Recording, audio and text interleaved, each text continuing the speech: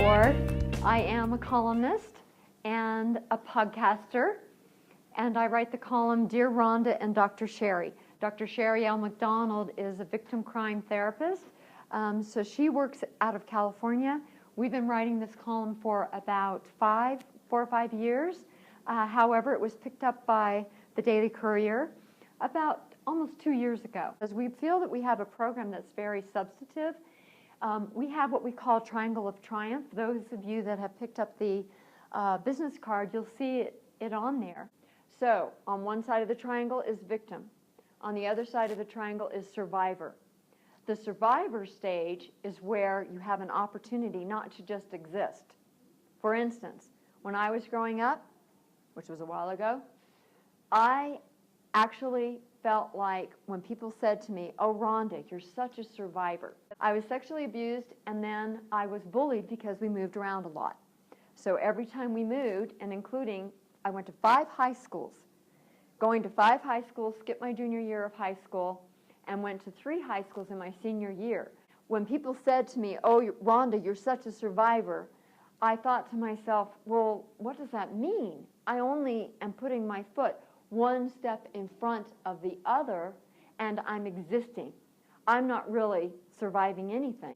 The right thing to do, and the thing I learned from that experience, was that I eventually evolved into somebody who learned that I had to be the one to say who I am and define that and keep defining that. And if I need to change it the next year, I can reevaluate and redefine.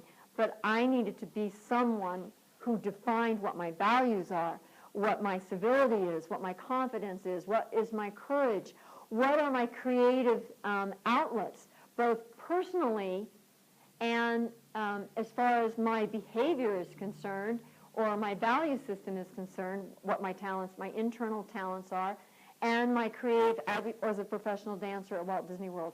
That was what really got me into defining who I was. Because I started standing up taller, I started feeling good about myself because I had something to offer others. I could entertain them with my talent of dancing. And that made a big difference. So it was a process of evolving that I came up with my Triangle of Triumph, going from victim to survivor, and during the survivor stage, defining myself before others do, to leader. Because when I was younger, I accepted everybody's definition of who I was. And it wasn't a pretty picture. It is really about being a leader. So if we take our Triangle of Triumph and we go from victim to survivor to leader, it doesn't mean any kind of a leader, because you could be a good leader or a bad leader, correct? So we have what we call our 5 C's of leadership. In our 5 C's of leadership, we have civility, we have confidence, courage, creativity, and strong carriage. So let's really talk for a brief minute about what those things mean. What is civility? Being nice. But when people say at school, and oftentimes I'll go into schools and it will say, "Be kind." And I think to myself, duh, be kind. But what does that really mean? There is a criteria for being a good leader, and one of the things is not to be distracting, because a lot of kids will say that, well, they can't see my heart, they can't see who I am. But if someone can't get past your appearance, and it goes the other way too, the girl that spends so much time that everyone is distracted by her glitziness, or even her self-centeredness, because she's consumed by how she looks. And that is what's distracting. It's both ends of the spectrum. You have to be just inside of not being distracting to be able to present who you are as a person with civility, who you are as a person with courage. And that's very, very important. A lot of kids hide behind their devices, their social media. We want to have a revolution of the culture right now, so that the way that you look is not everything. So what you do physically is not everything. So that you can get your heart out there to someone else, that they can even see what it's like, or your intelligence, so that they can understand that that has value. I went to speak to 81 kids at a school in PV, and out of those 81 kids, the teacher identified one of the girls as being a cutter, a razor blade cutter. All right? She was cutting and actually started crying during one of my presentations as I was talking about bullying. And she was older looking than the rest of her class. She was in 5th grade, but she was older looking than she was by years. She looked at least like an 8th grader, maybe a high schooler. So here's this beautiful girl, by the way. She was a gorgeous girl. But she was embarrassed by it, and she was obviously bullied by it. And so she couldn't deal with it. And unlike suicide, cutting, it can be an addiction. It is not necessarily that the girl or the boy, boys do self-harm, but in different ways. Usually it's much more by much more violent headbanging and things like that. Girls use razor blades, erasers until they burn themselves, those types of things. But this girl had been using razor blades. And so the girl, her friend, and the friend's mom called me and said, "We want you to know that this girl brought prescription drugs and razor blades to school to cut." And we went to the principal, and we told the principal, and they said they talked with the girl and her mom, but we don't feel that this has been taken care of. So they called me and told me this.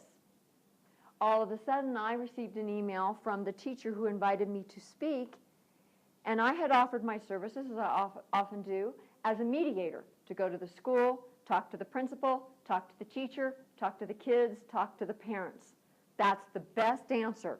If you're having a problem with your child and they are being bullied, or you know somebody that's being bullied, the best thing to do is go to another adult at either the school, or if you wind up if the school doesn't do anything about it, you go to the police.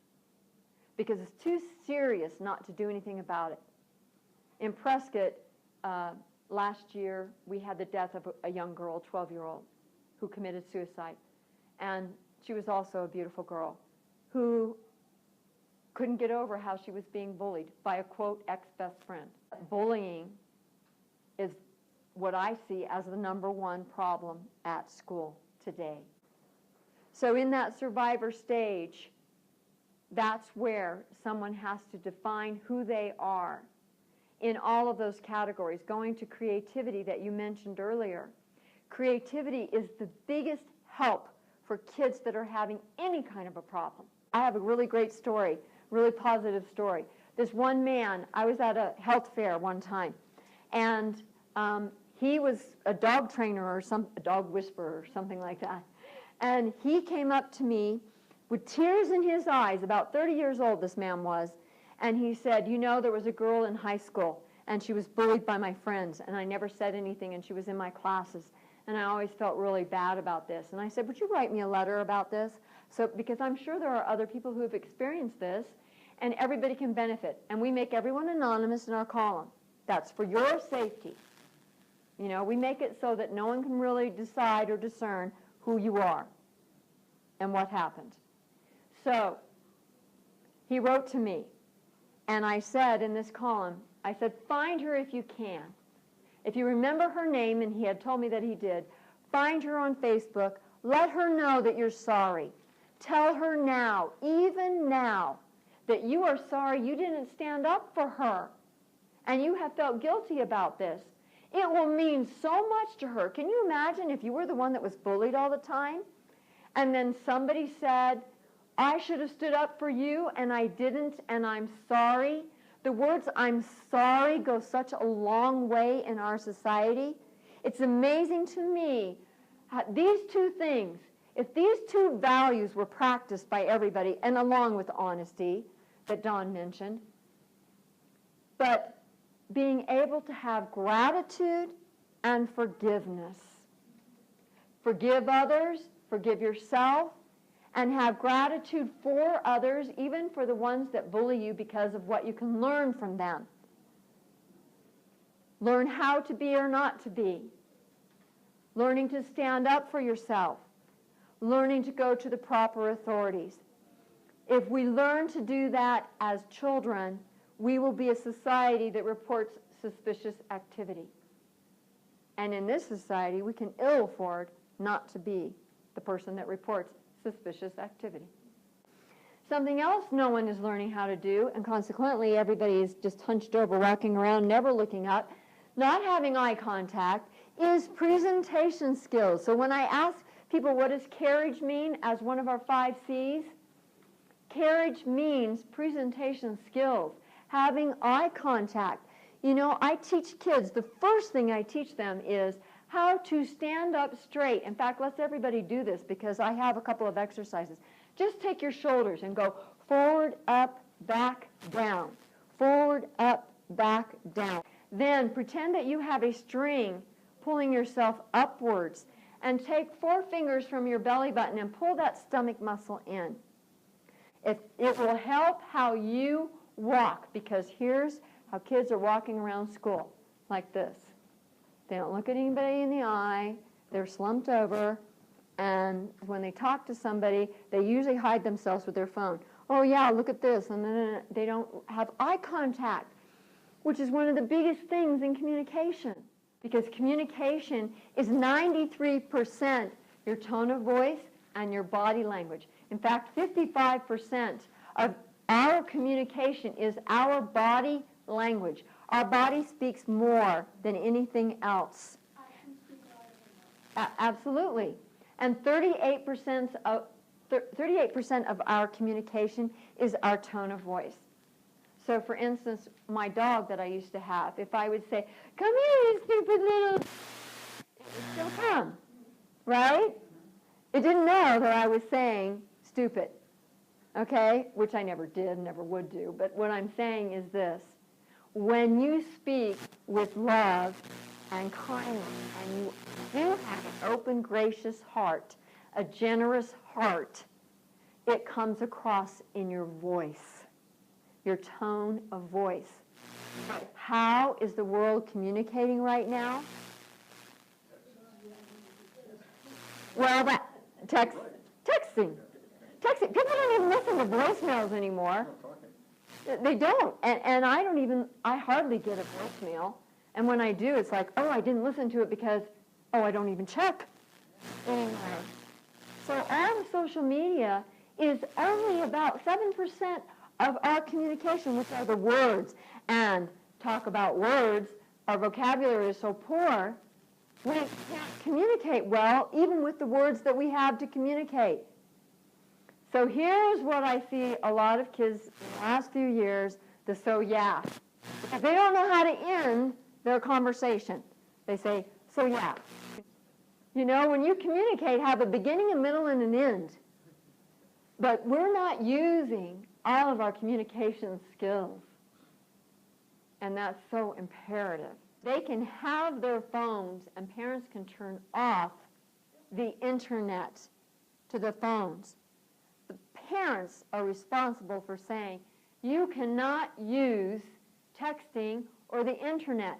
You can have the phone as an emergency vehicle, but you cannot use it. But kids are killing themselves from bullying. We are going out to the schools, and we need all the teachers, and we need all the administrators, we need all the parents, and we need all the students to be on board together to acknowledge that there even is a problem. Why would someone want to be a victim or stay a victim? Gives them attention. It gives them a false sense of security. When you're a victim, oftentimes people take care of you, but guess what? You lose your freedom. As a victim, you lose your free choice in making decisions, because somebody who's controlling will come along and be your so-called nurturer and decide everything for you. You don't want to do this because of blah, blah. I'm going to take care of you. I'm going to help you. They want to keep them as a victim because it allows them to be the savior, the hero. It's a whole complicated psychological thing but it happens all the time. So victims have to make a conscious choice and say, I was a victim, but I am no longer going to be a victim. And I hope that all of you will follow the triangle of triumph, victim to survivor to leader. Be a good leader of civility, courage, confidence, creativity, and strong carriage. Stand tall, have eye contact. That's your first line of defense. Thank you so much. Give yourselves applause. Thank you. This show is a production of Rhonda's Stop Bullying Foundation. Rhonda's Stop Bullying Foundation. Civility for a new generation.